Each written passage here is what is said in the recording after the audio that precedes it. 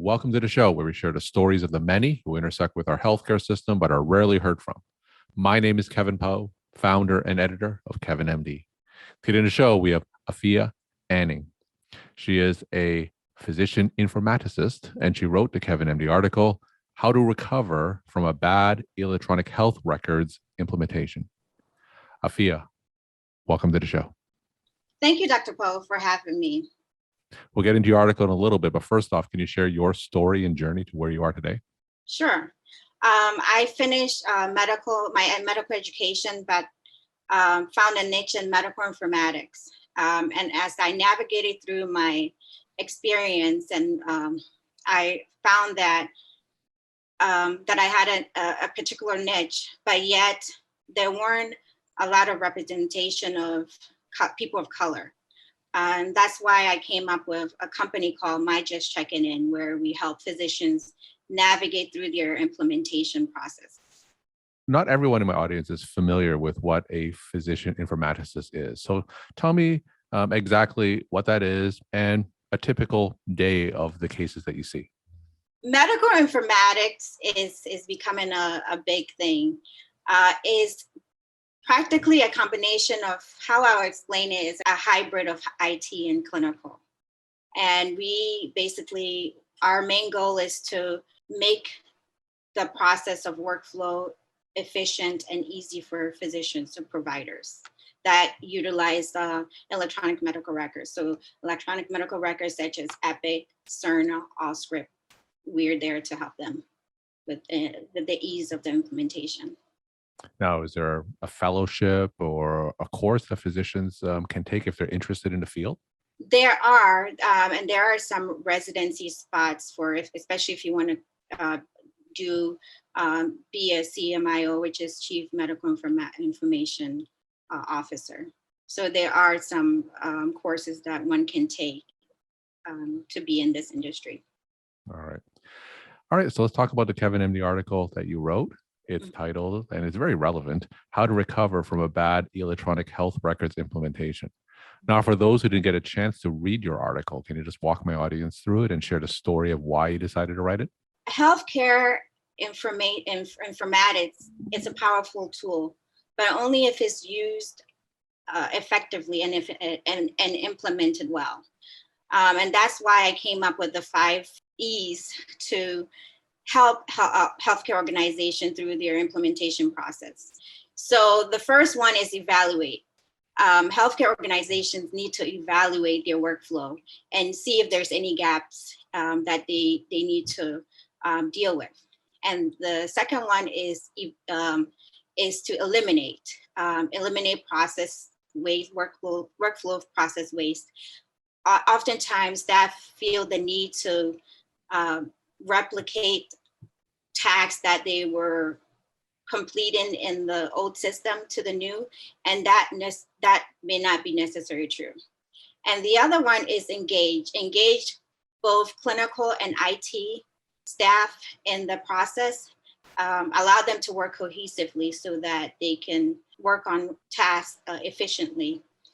The next one is entrust in expert healthcare IT, medical informatics support.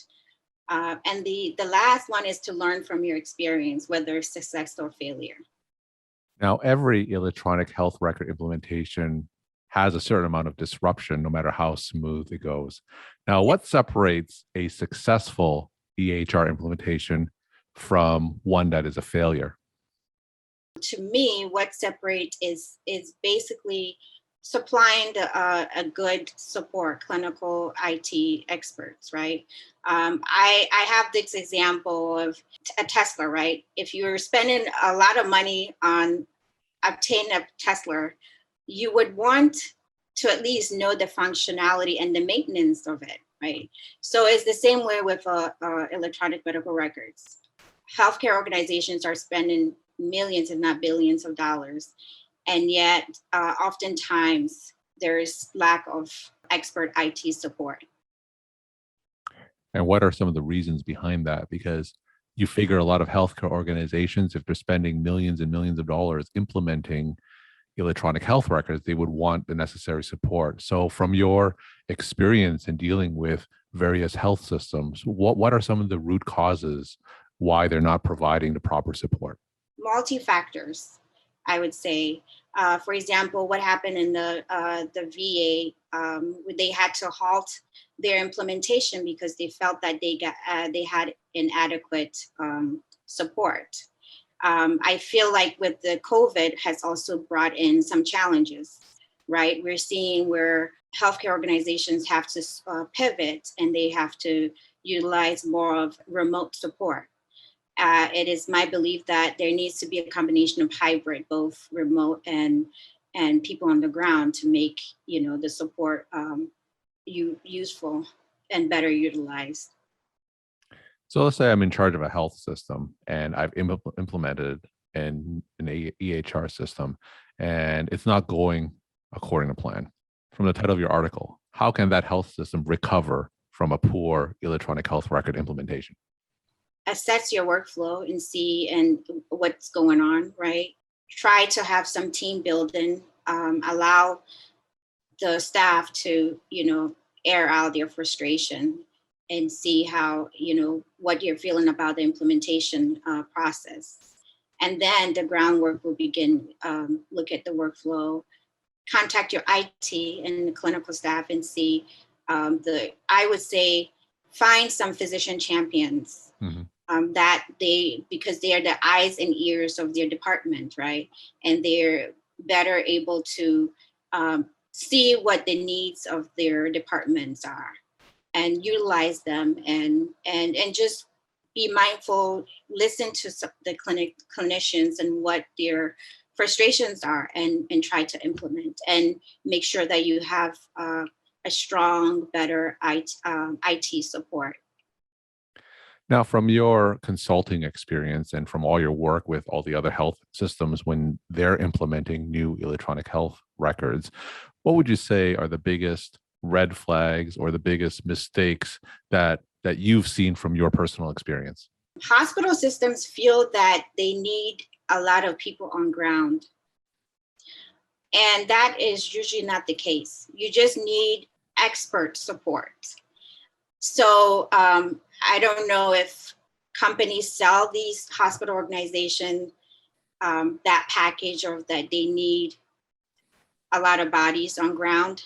What I would suggest you need is strong individuals that can deliver and that know multiple modules and can help your organization. You don't need that many individuals and you need to be in charge of the process of hiring these individuals that come to your organizations.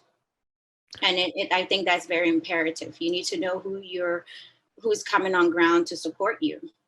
I mean, you would, if you were to bring somebody on board for any hire, you would look at their resumes. Mm-hmm. But at times, hospital organizations do not do that. They trust that the company is vouching for these individuals, and that may not be the case. So give us an example. So are you saying that one of the mistakes you're seeing is that hospitals are bringing in hundreds of people on the ground, but these people aren't qualified, or are they less than helpful when it comes to assisting with that transition? So what exactly is the problem with the people in most cases that they're bringing in? Well, case in point with the VA implementation, one physician said that she called the call center and the individual said that was the first day on the job, and the physician knew more than the person that was mm-hmm. supposed to help them. So oftentimes that's the experience that, these staff have to deal with. We're talking to Afia Anning. She is a physician informaticist, and she wrote the Kevin MD article, How to Recover from a Bad Electronic Health Records Implementation. Can you share a little bit about the costs? So what are some of the costs when a health system poorly implements an EHR system? What's the cost to them?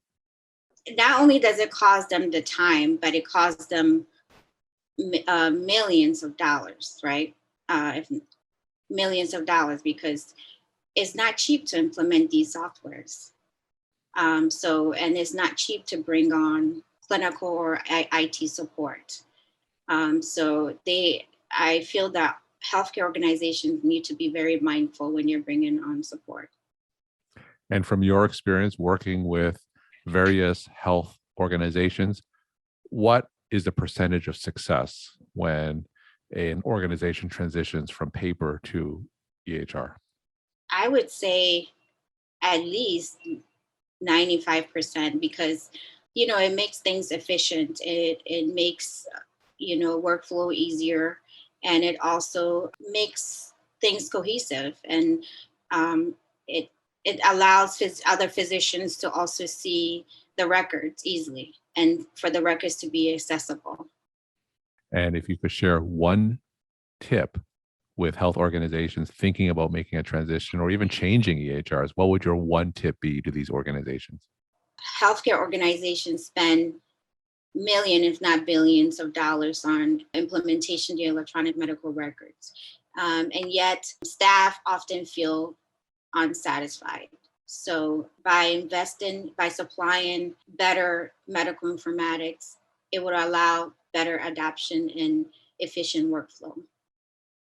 And my final question, what's your take-home message that you want to leave with the Kevin MD audience? As physicians and as clinicians, we need to be our advocate, not only for ourselves, but for our colleagues. It's known that over 400 physicians commit suicide yearly. And I feel that healthcare informatics can introduce efficiency to alleviate some of the stresses. Well, thank you so much for sharing your time and insight. And thanks again for being on the show. Thank you for having me.